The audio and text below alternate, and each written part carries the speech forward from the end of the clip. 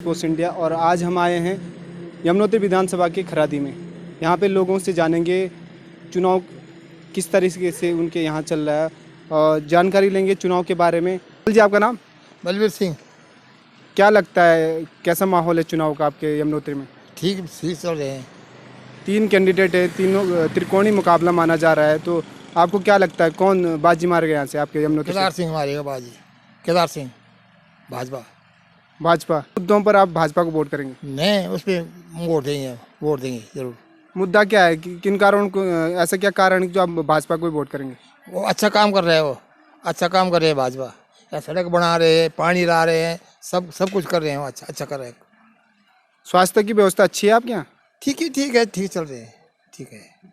यहाँ से विधायक रहे केदार राव जी 2 बार। हाँ, उनका ऐसा क्या काम उन्होंने किया आपके क्षेत्र में जिन्हें आप गिना सकते हैं? सब कुछ किया है उसने। पानी दिया, रोड दिया और स्कूल दिया, सब चीज़ दिया उसने।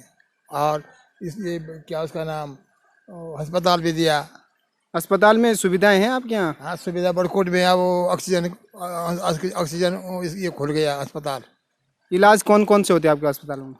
सभी इलाज होती हैं, ऐसे सब इलाज होते हैं। अभी थोड़ा सी काट पास नहीं होते हैं अभी ना, नहीं तो और सब चीज़ होती है। दवाई उपलब्ध है।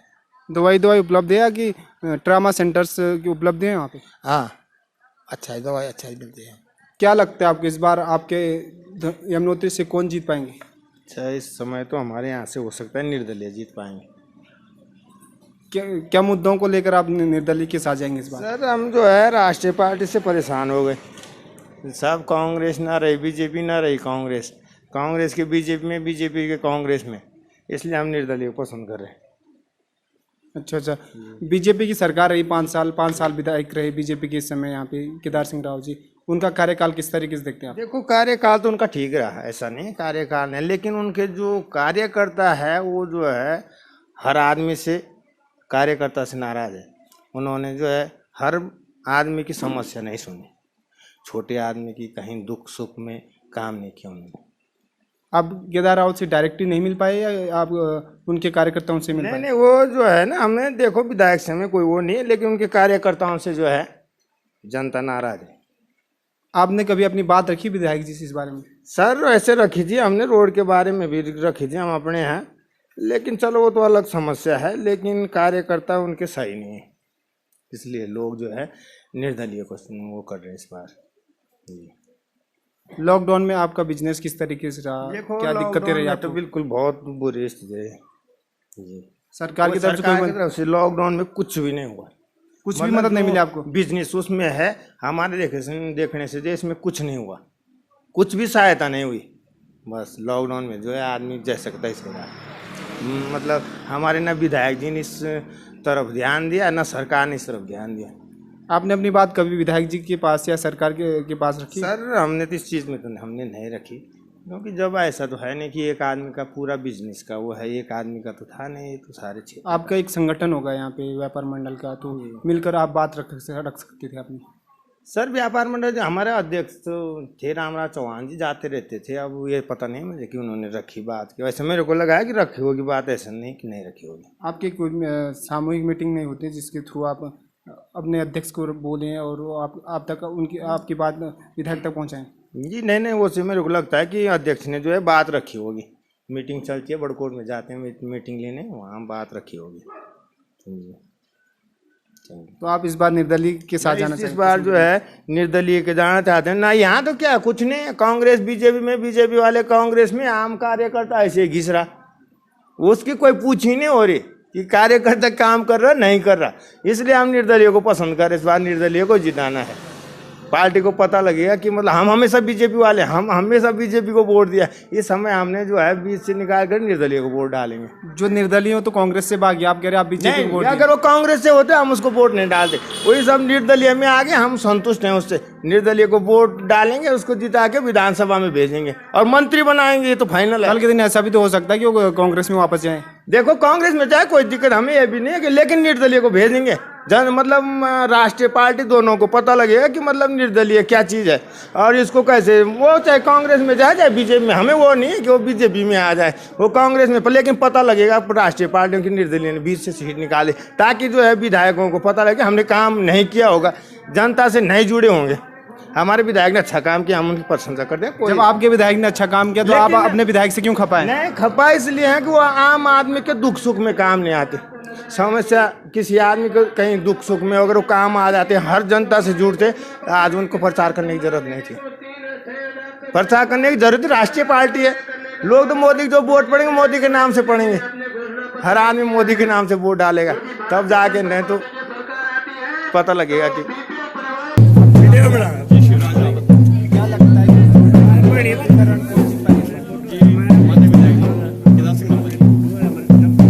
हमारे फोटो हमारे दिल में जो दिल में है अपनी। जी हमारे मुद्दे हॉस्पिटल को लेके हैं और अपने वैसे तो लगभग उन्होंने सारा कुछ क्लियर कर ही रखा है। यहाँ पे जैसे उन्होंने काफी विकास किया था, रोड हो गया, सुधार किया और सुधार करने की जरूरत है। इस मुद्दे पे हम उनको सपोर्ट कर रहे हैं। इस बार त्रिकोणीय मुकाबला लग रहा है, आपको क्या लगता है? दीपक भारी है, केदार सिंह रावत भारी है, संजय डोभाल भारी है? देखिए फिलहाल तो माननीय श्री केदार सिंह रावत जी भारी है, क्योंकि जो लड़ाई है वो विकास की लड़ाई है और जो माननीय केदार सिंह रावत जी को विकास पुरुष ऐसे नहीं कहा गया, विकास किया है। और फिर मोदी जी की सरकार, मोदी जी कितनी देर है यहाँ के 23,000 करोड़ रुपए के तो रेलवे लाइन का भी DPR पास हो गया। ये इस रोड पर हम खड़े हैं, ये रोड मोदी जी की देन है, सुरंग मोदी जी की देन है। अब हम उत्तरकाशी जाएंगे तो हमारा काफी जो समय वो काफी कम समय केदार सिंह की क्या देन है? केदार सिंह रावत जी की एक तो यही पास में गंगनानी है, जो एक गरीब और अमीर सभी के लिए सामूहिक विवाह केंद्र बनाया। उसमें गरीब या अमीर कोई भी आएगा तो सभी का, गरीब की बेटी का भी और अमीर की बेटी का भी, सभी का खर्चे बचेंगे, ऐसे कई खर्चे बचेंगे उसमें आम जनमानस का। आम जन, क्योंकि होता ये है कि जब शादी होती है तो लोगों का खर्चा होता है, उसमें टेंट वगैरह कई चीजों का खर्चा होता है, तो वो सब चीज एक गरीब परिवार के लिए बचाना बहुत जरूरी है। और केदार सिंह रावत 2 बार से विधायक है यमुनोत्री में, उनका जो कार्यकाल है उसे आप किस तरीके से देखते हैं? अरे बहुत सुंदर कार्यकाल है उनका। आप त्रिकोणीय बता रहे हैं, मेरे हिसाब से तो एक तरफा केदार सिंह रावत जी आएंगे यहाँ से। मुझे 100% विश्वास, एक तरफा मान के चलिए आप, क्योंकि इतना विकास कभी हुआ ही नहीं, कभी हुआ ही नहीं इतना विकास जितना हमारे माननीय केदार सिंह जी ने किया है। अब करेंगे, हमें आशा है। कौन कौन से विकास कार्य केदार सिंह रावत ने आपके क्षेत्र में किए? देखो राव जी ने जितने विकास कार्य किए, चर्ची में जो है वो पार्किंग बन रही है, और गंगनानी में जिसमें का निर्माण किया, स्कूलों के लिए फर्नीचर दिलाए गए, हॉस्पिटलों में मशीनें मंगाई गई। ऐसा पूरा ये विकास है कोई नहीं।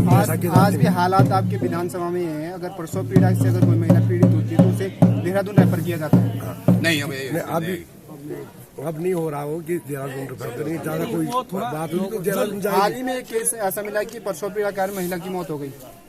अब मौत कहाँ हुई? मौत आपके विधानसभा क्षेत्र में? इसका देखिए ऐसा सबसे बड़ी दिक्कत की बात यह है कि गायनो पूरे उत्तराखंड में नहीं है। अब ये पर्टिकुलर यमुनोत्री विधानसभा गायनो ही नहीं है। अब सरकार डबल वेतन पर भी गायनो तैनात करने के लिए एग्री है, डबल वेतन देने के लिए तैयार है। अब विधायक जी की ओर से अगर हमारी सरकार 100% आनी है तो हमारा ये हर एक जिले में एक जो मेडिकल कॉलेज की मांग है और वो विधायक जी अपनी ओर से मेडिकल कॉलेज, ताकि लोकल लड़के ही यहाँ पर, लोकल बच्चे ही यहाँ पर जो डॉक्टर बनेंगे, और डॉक्टर बनेंगे तो वो कम पैसे में और कम और क्षेत्र की पूरी सेवा करेंगे। जो 2 बार से विधायक रह केदार रावत, आज तक की समस्या से समाधान नहीं हो पाई।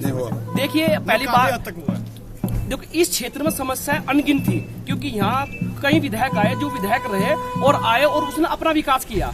जो केदार सिंह रावत जी ने वो 0 से विकास किया। इस क्षेत्र में अगर रोडों की देन है तो वो माननीय श्री केदार सिंह रावत जी की है, क्योंकि 47 रोड की कोई कल्पना नहीं करता। सबसे अधिक रोड इस यमुनोत्री विधानसभा में उत्तराखंड में बने हैं। और दूसरी बात, हर एक स्कूल में बच्चों के लिए फ्री परीक्षा, फ्री शिक्षा, उसकी व्यवस्था की गई। पार्किंग हालात स्कूलों के ये हैं कि अगर कनेक्टिविटी की बात करें तो बच्चे आज तक भी कनेक्टिविटी से नहीं जुड़ पाए। नहीं, कुछ क्षेत्र में अभी टावर की दिक्कत है, कुछ क्षेत्र हमारे छोटे जहाँ पर अभी कनेक्टिविटी की दिक्कत, टावर नहीं है। मगर जैसे ही इस बार हमारी ये सत्ता बनती है, सरकार बनती है, तो सबसे पहले हमारे विधायक जी ने ये वादा किया है कि सबसे पहले जिस गांव में टावर नहीं है वहाँ पर BSNL या अन्य कंपनी का टावर लगाया जाएगा। सबसे फर्स्ट में टावर का हमारी विधानसभा में ऐसे कोई गाँव नहीं छूट रहा जहाँ नेटवर्क की जहाँ नहीं हो जाएगी। अगर बात करें बनचौरा में 2-3 गांव ऐसे हैं जहां अभी भी कनेक्टिविटी सालों से नहीं है। आगे पूरी हो जाए। आप कह रहे हैं कि आप ऐसा कोई गांव नहीं जहाँ लेकिन आश्वासन देते हैं जहाँ डॉक्टर बनेगा आज आंदोलन डॉक्टर है बड़कोट में देखो आज डॉक्टर है और गगनानी में ऊपर कुदनूर में राना चट्टी में आज अगर कोई बड़ी बीमारी होती तो उससे देहरादून रेफर किया जाता है। वैसा आज की देखो आप बड़कोट में कितने एक डॉक्टर था, 9 डॉक्टर हुआ करते थे 9 तैनात और हैं। यहाँ चिनेली सौड़ और बड़कोट में वहाँ पे आज जो है 9 से 10 डॉक्टरों की तैनाती है, क्योंकि स्वास्थ्य के क्षेत्र में भी विधायक जी ने बहुत अच्छे काम किए हैं और शिक्षा के क्षेत्र में भी जहाँ जो है यहाँ पे लगाओ आपके डिग्री कॉलेज में गाँव लाइब्रेरी में स्वास्थ्य की व्यवस्था किस तरीके से आपके गाँव में ठीक है। स्वास्थ्य सामूहिक स्वास्थ्य केंद्र की व्यवस्था है या हाँ, नहीं? स्वास्थ्य सामुदायिक स्वास्थ्य केंद्र की व्यवस्था है, नए पंचायत स्तर पे है और राना में हमारा एक चिकित्सा सेंटर है, वहाँ पे जो अगर कोई ऐसी व्यवस्था होती है तो सब जो है खरसाली में है, आपके जानकी चट्टी में है, खरादी और में यहाँ है, पे खरादी कुतनौर में है, और बड़कोट में है, कुतनौर में, हर खरादी जगह में। जो है कहीं न कहीं स्वास्थ्य के क्षेत्र में जो है विधायक जी ने बहुत अच्छे काम किए हैं। विधायक जी से लोग संतुष्ट हैं और आगे भी जनहित के जो कार्य काम हैं वो बहुत अच्छे हैं। विधायक जी से सब लोग संतुष्ट हैं और एक तरफा विधायक जी आपकी क्षेत्र की जनता कह रही है कि हम विधायक तो संतुष्ट हैं लेकिन विधायक के लोगों संतुष्ट नहीं। यहाँ कौन सी कमियां रही हैं? नहीं कमियां तो अब देखिए वो तो कमियां जो लोग संतुष्ट नहीं हो तो व्यक्ति विशेष तरीके से चाहते हैं कि व्यक्ति विशेष तरीके से उनके काम हो और विधायक जी ने जो काम किए वो जनहित के काम किए और क्षेत्र हित में किए हैं, जो शिक्षा के क्षेत्र में हो चाहे स्वास्थ्य के क्षेत्र में हो चाहे वो लाइट पानी जो भी सड़कें जो अपने आप में ऐतिहासिक काम किए हैं, 47 नई रोड सड़कें और 29 रोडों का डामरीकरण करवाना अपने आप में एक ऐतिहासिक है और विधायक जी ने जो काम किए हैं वो अपने आप में जो सराहनीय और प्रशंसनीय है। दादाजी आपका नाम क्या है? मेरा नाम रीता है। क्या लगता है आपको इस बार यमुनोत्री में कौन जीतेंगे? संजू भाई। मुद्दों को लेकर आप संजू भाई के साथ जाएंगे?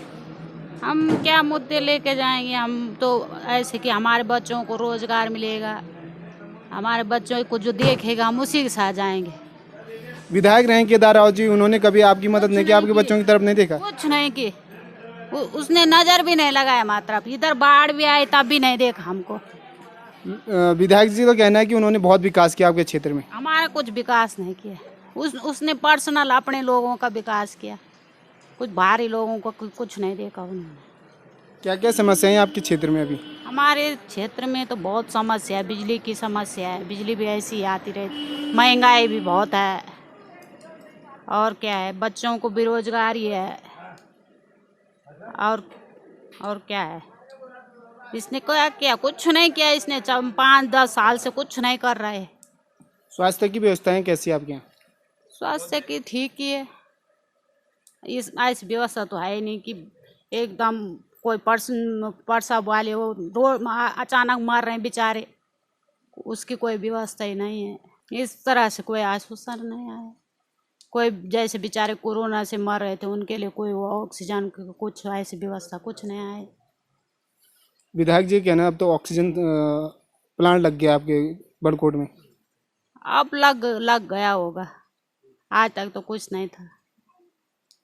ये डायरेक्ट मोदी ने की घोषणा, ये विधायक जी ने कुछ नहीं की। सरकार विधायक भी तो उन्हीं के सरकार में है, उन्हीं के सरकार में है, पर ये विधायक कुछ तो नहीं है।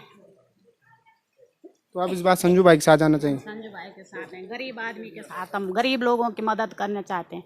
वो हमको देखेगा, हम उसको देखेंगे। 2 बार वो हार चुका है बेचारा, वो उसको टिकट भी नहीं दिया इन्होंने, पार्टी ने अन्याय किया उसके साथ, इसलिए हम उसके साथ हैं। वो तो कांग्रेस पार्टी ने अन्याय किया, बीजेपी ने नहीं किया। तो बीजेपी ने भी अन्याय किया ना, बीजेपी ने भी अच्छे उसको नहीं चुना। हम विधायक से नाराज नहीं हैं, हम विधायक के जो वो है चेले चांटे सबसे नाराज हैं उनसे। जो विधायक लायक था उसको वो नहीं दिया उन्होंने। तो आप सीधे विधायक से भी तो संपर्क कर सकते थे। क्या करना था हमने उसके साथ संपर्क? जो आपकी समस्या आप रख सकते थे ना विधायक जी के पास। पूरे किए, उसने कहा मेरे पास ऐसे एप्लीकेशन कितनी आती रहती है, पर मैं कितने के एप्लीकेशन देखूं, एप्लीकेशन उन्हीं को तो दी जाती है, तो उन्होंने ऐसे क्यों कहा? अच्छा, आपका कहना है कि विधायक जी ने आपकी बात नहीं सुनी। आपका नाम क्या है? मेरा नाम मंगल रावत है, मैं राजी बंसाली से हूँ। क्या लगता है आपको कि इस बार 2022 का जो रण है यमुनोत्री का, वो कौन जीतेगा? संजय डोभाल निर्दलीय प्रत्याशी, क्योंकि कांग्रेस पार्टी ने 5 करोड़ में टिकट बेचा है और जो भाजपा के प्रत्याशी हैं हमने उनसे बहुत उम्मीद की थी कि जैसे ही भाजपा प्रचंड बहुमत में राज्य सरकार में आई थी उत्तराखंड में, उसी तरह से प्रचंड बहुमत की सरकार हमारी केंद्र में थी। हमने आशा लगाई थी कि विधायक जी जो है जिले का मुद्दा उठाएंगे और प्रचंड बहुमत की सरकार राज्य और केंद्र में जो है हमारे 4 जिले जरूर बनाएंगे। लेकिन विधायक जी इतने निकम्मे निकले कि उन्होंने न तो कोई ऐसी कोशिश की और न कुछ किया। उधर जो है प्रधानमंत्री मोदी के काम गिनवा रहे हैं। अगर ये रोड आपके सामने बनी है तो इसकी देन जो हरीश रावत और नितिन गडकरी की है। ये इसका जो ऑल वेदर नाम दिया है ये बिल्कुल गलत है, ये भ्रष्टाचार है। ये जो रोड है ये डबल कटिंग है। इसका प्रस्ताव हरीश रावत ने नितिन गडकरी को दिया था, नितिन गडकरी ने इसको पास किया और ये डबल कटिंग है। विधायक जी का कहीं भी धरातल पे काम नहीं है। विधायक जी जो है खरसाली बीप से आते हैं, उनकी गांव का रोड देखिए आप, पालीगाड़ सुपर डबल कोड में देखिए, क्या आप कहीं पे भी देखिए, सिलाईबैंड में देखिए, कहीं पे भी देखिए, ऐसे बड़े बड़े गड्ढे बने हैं कि पूछो ही मत कि विधायक जी उस रोड में कैसे जाते हैं। ऐसे विधायक जी तो कह रहे हैं हमारे कार्यकाल में 47 से ज्यादा रोडें बनी है। वो 47 रोड ऐसी बनी जैसे बंसाड़ी की है। जगह जगह देखो विधायक जी ने न जाने कितना कमीशन ठेकेदारों से लिया है। ठेकेदार गाँव वालों की नहीं सुनते हैं, विधायक जी को फोन करो वो भी नहीं सुनते हैं। विधायक जी ने भी गरीब कल्याण किट बांटे थे गाँव गाँव में। मैंने स्वयं विधायक जी को फोन किया था कि विधायक जी हमारे यहाँ एक आदमी गरीब है, उसकी महिला का 2 बार एक्सीडेंट हुआ, आपके जो किट हैं वो 4th क्लास के कर्मचारी सरकारी कर्मचारियों को मिल रहे हैं, आखिर उस गरीब को क्यों नहीं मिल रहा है। तो विधायक जी मुझे बोलता है कि तू उसके सामने नेतागिरी कर रहा है। ये मेरे पास रिकॉर्ड है और प्रूफ है। मैं NH में भड़कोट और सोच के तहत नौकरी करता था। विधायक जी ने जो है मुझे वहाँ से बिल्कुल विधायक चमचों ने विधायक ने मुझे वहाँ से बाहर किया, लेकिन मैं अपने दम पे फिर भी अंदर रहा और अंदर हूँ अभी तक भी। तो विधायक जी जो है व्यक्तिगत आदमियों से इस प्रकार को जो है रोजगार को बेरोजगार कर रहा है, ऐसे आदमी को कौन वोट देगा। रही दीपक बिजलवान की बात, एकदम भ्रष्टाचारी, 50 से 60 करोड़ रुपए का गबन।